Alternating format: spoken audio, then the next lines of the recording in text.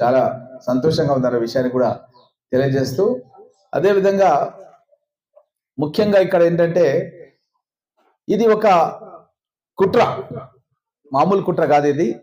ఇది ఈ వారం రోజుల కిందనే చేసినటువంటి కుట్ర, అంతకంటే కాదు.